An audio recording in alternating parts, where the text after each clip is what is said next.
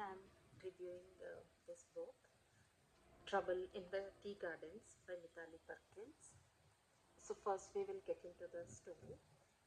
As you can see from the cover, this is about a young girl, a 12-year-old girl called Sona, who is from Nepal originally, but now she's living in Darjeeling with her family, her mother, and her elder brother.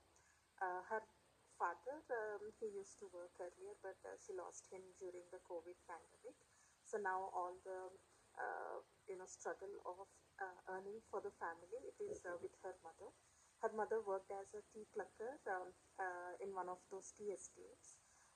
Her elder brother Samir and Daju, he is interested in actually cooking, and so her elder brother, he tried to cook, he tried to run a eatery. Then he also tried some random jobs in the small town that they lived in, that is Darjeeling. But what happened is her brother had a love story with one of their neighbor's daughter, and they were unhappy with that. So what they do is that they sort of try to implicate her brother wrongly in theft. So everyone brands her brother as a thief.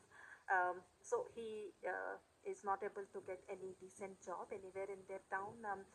He's also not able to run his eatery. Nobody is willing to buy from him because everyone thinks that guy is a thief.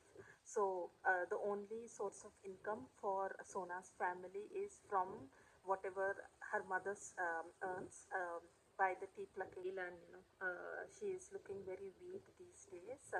So Sona is very concerned about her mother's health. Sona is also actually she's preparing for English exam, which gives her a scholarship, which will help her to study in a good school. So since she's originally from Nepal, Sona could actually speak fluently in Nepalese. Then she also understood Bangla because Darjeeling is just very near to Kolkata, and people around there, they also speak in Bangla. She also has a little knowledge in Hindi, but then for her English is such a like a alien language, but she's actually trying hard to sort of learn it. So she's doing some self learning, and then she actually aspires to sort of clear that exam and then get that scholarship, or else what she fears is that someday she'll not be able to clear this exam, she'll not be able to go to the school. So she also has to join her mother in the tea plucking profession.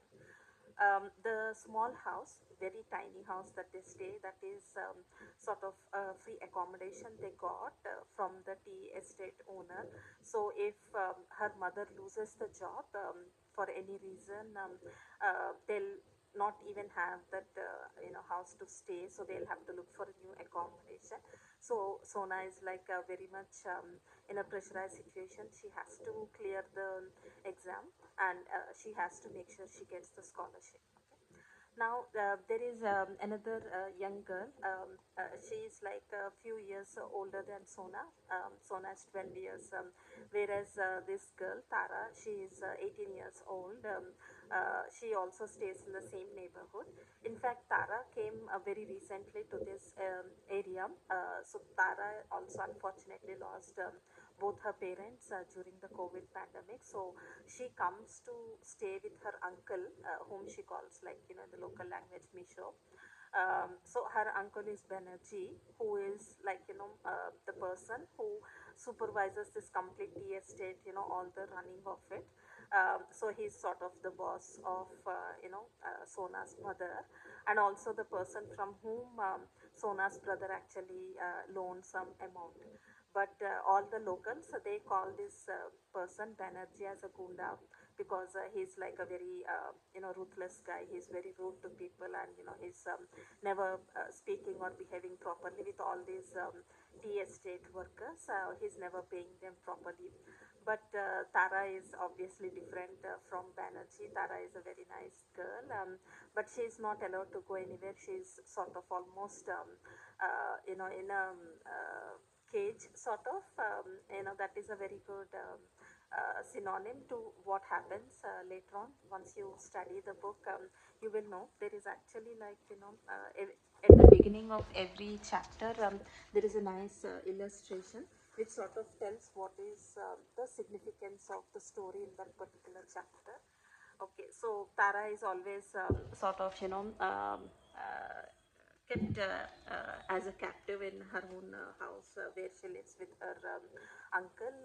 So since she is like elder to Sona calls her Tarati, and Tara's only friend is Sona. Even Sona meets her like in a very secret way.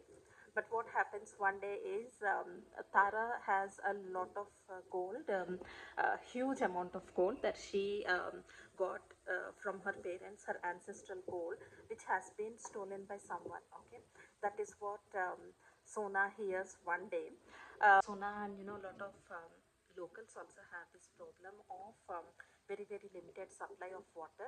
So what they do is they have to carry their pots, and maybe 2-3 pots that they can carry themselves. So mostly what happens is all the parents they go for this tea plucking. So all the young girls they take these pots and they go to one of the local springs to fetch water. So they go even like twice thrice a day till the time, because it is a small town, and it's also hill station, so they don't have sun all during the day, right? So they go early morning once and during the afternoon once to get this water from the spring. And so Sona's time most of the day is also gone in going to fetch this water, bringing that water back again home, and with that limited amount of 2 to 3 pots of water, she has to manage all the cleaning, cooking, and everything, all the household activities. So one day when she has gone to get this water, she hears from someone nearby that all Tara's gold has been stolen, and then her uncle Banerjee is looking for it. Sona actually suspects that her brother was there in that house just before the gold got stolen. At the same time, she just sometime before this happens, this incident happens. One of her neighbors, she calls her Kaki. Uh, she also comes there to Banerjee's house for something else. So Banerjee is like, as we know, he's a ruthless guy. He's a rude person. He's suspecting, Kaki also, thinking that because she visited his house, Kaki could have stolen the jewelry, all the gold. Um, there is also this general impression, whatever was earlier incorrectly created for Sona's brother, right? So that he's also thief. So Sona thinks that he'll also be implicated. So Kaki is actually on the run. Sona's brother is also sort of seems to be on the run. He doesn't return back home for the next 2 days. So now Sona thinks that it is her responsibility to help and clear Kaki's name and also her brother's name from this theft. She is very much sure that none of them have stolen this, but then she has to find who is the actual thief, where is the gold actually located, so that she can retrieve the gold, and then she can sort of return it. And then maybe by that way she can clear her Kaki's and brother's name. So that's when Sona actually she just goes ahead and tries to do this search for the gold all by herself. That is what the rest of the story is like. Who really has stolen this gold?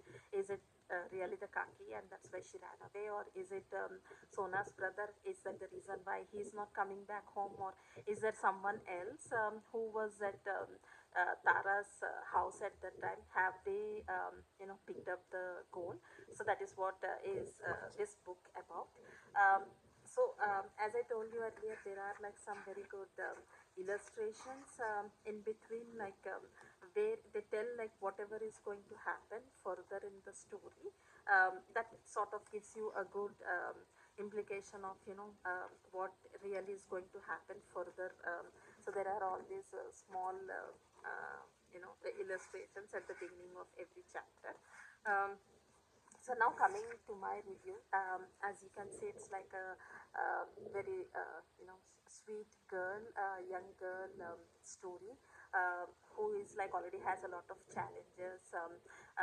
They have financial issues, and then her father has passed away recently. Her mother is struggling with her, weakness and her ill health, and trying to work hard for the family. Her brother is also trying to earn, but then there are no takers for his food, or there is no one ready to take him for a job. Then Sona is herself struggling to read and prepare for the English exam. She doesn't have anyone around who can also even help her, because everyone in her family or the locals, her friends, all of them, they either speak Nepalis, or they speak Bangla, or they speak Hindi. There are very few English speakers, and are people who know English or who can help her learn English. In addition to all of this, she also needs to go to this getting water twice a day, and then there are many days when she stands in the queue, but even before it is her turn for getting the water, the spring water stops. So there is no option that she has to stand for so long in a queue and then just return back empty handed, and then again go back in the afternoon, in hope of getting some water. So she already, being such young girl, has so many troubles and so many issues. In addition to that, suddenly when her best friend Taradi loses the gold, she also has this additional now, burden of trying to clear the name of her kaki and her brother.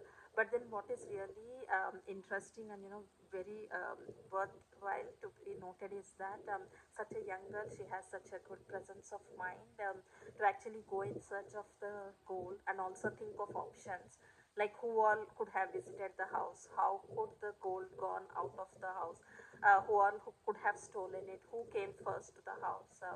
So she just keeps going, and she just does all of this even alone. She actually has a small puppy called Kutu. That is the puppy's nickname. But then Kutu actually accompanies Sona wherever Sona goes, just as her sort of a bodyguard, sort of that puppy.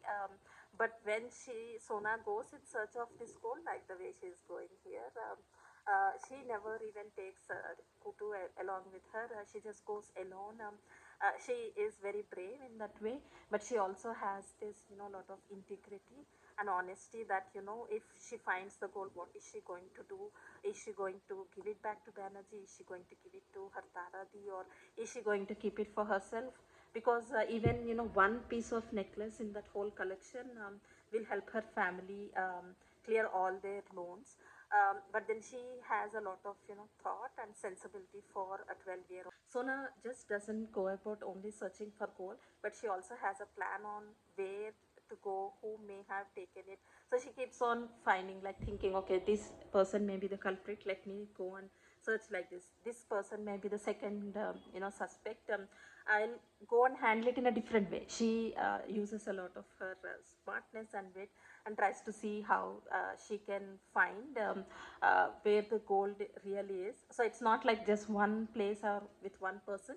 She does that multiple places, multiple ways, and then finally, how she finds it, what she does with it, will she even find it? That is what the story is about. So the story is about Sona's struggles and her smartness. It is also about all the Darjeeling's local problems, the scarcity of water, and then how locals are just struggling to even get one pot of water. But then if there are tourists who are visiting it and who are staying in some star hotels, they're able to waste the water. They are just swimming in that water. How life is a lot different for people from different financial backgrounds. The rich have a different sort of life, and then people who are from lower financial background, they have a different sort of life.